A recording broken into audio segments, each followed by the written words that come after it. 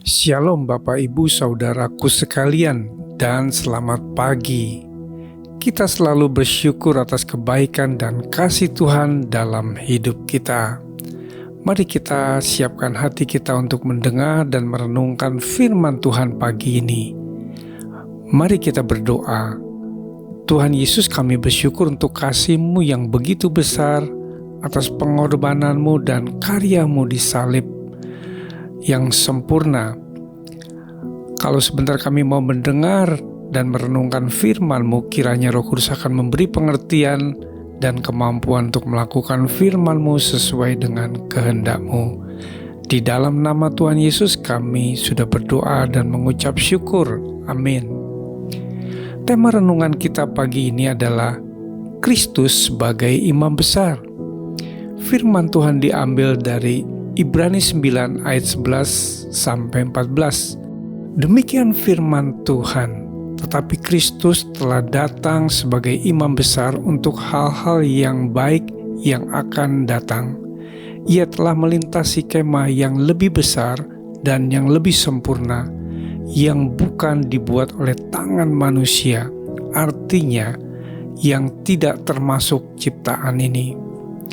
Dan ia telah masuk satu kali untuk selama-lamanya ke dalam tempat yang kudus, bukan dengan membawa darah domba jantan dan darah anak lembu, tetapi dengan membawa darahnya sendiri. Dan dengan itu ia telah mendapat kelepasan yang kekal. Sebab jika darah domba jantan dan darah lembu jantan dan percikan abu lembu muda menguduskan mereka yang najis, sehingga mereka disucikan secara lahiriah, betapa lebihnya darah Kristus yang oleh Roh yang kekal telah mempersembahkan dirinya sendiri kepada Allah sebagai persembahan yang tak bercacat, akan menyucikan hati nurani kita dari perbuatan-perbuatan yang sia-sia, supaya kita dapat beribadah kepada Allah yang hidup. Bapak Ibu Saudaraku yang terkasih, keimamatan Kristus tidak dapat disamakan dengan pribadi dan peran para imam lainnya yang hidup di zaman Perjanjian Lama. Mengapa? Para imam di Perjanjian Lama mempersembahkan hewan sebagai korban dosa, dan itu hanya menutup dosa untuk sementara waktu, tetapi pengorbanan Yesus itu sekali dan berlaku untuk selama-lamanya. Ini berarti karya keselamatan yang dikerjakan Kristus dengan mempersembahkan dirinya sebagai korban dapat menyelamatkan semua orang berdosa yang mau percaya kepadanya dari zaman ke zaman. Alkitab secara tegas menyatakan keimaman Kristus itu tidak akan pernah dapat beralih atau tergantikan oleh siapapun.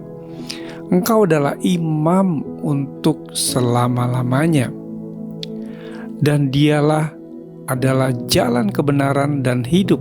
Tidak ada seorang pun yang dapat datang kepada Bapa kalau tidak melalui Yesus. Bapak Ibu Saudaraku, melalui karya pengorbanan Kristus yang sekali untuk selama-lamanya ini, setiap kita yang percaya kepadanya beroleh keberanian untuk menghampiri tahta kasih karunia Bapa, mendapatkan pengampunan dosa dan keselamatan yang pasti dan bersifat kekal. Dialah imam besar yang agung yang sanggup menyelamatkan, dan tidak ada lagi yang dapat manusia lakukan untuk menambahi atau mengurangi kesempurnaan korban Kristus. Firman Tuhan di dalam Ibrani 9 ayat 13 sampai 14. Sebab jika darah domba jantan dan darah lembu jantan dan percikan abu lembu muda menguduskan mereka yang najis sehingga mereka disucikan secara lahiriah, betapa lebihnya darah Kristus yang oleh Roh yang kekal telah mempersembahkan dirinya sendiri kepada Allah sebagai persembahan yang tak bercacat, akan menyucikan hati nurani kita dari perbuatan-perbuatan yang sia-sia, supaya kita dapat beribadah kepada Allah yang hidup. Kristus dengan membawa korban yang sempurna dan tak bercacat, yaitu tubuhnya dan darahnya, menghasilkan pengampunan dosa dan keselamatan kekal. Mari kita bersatu hati dalam doa. Tuhan Yesus, Engkau adalah Imam besar yang agung. Terima kasih untuk pengorbanan-Mu di kayu salib yang telah menebus dan membebaskan kami dari dosa dan hukuman dosa.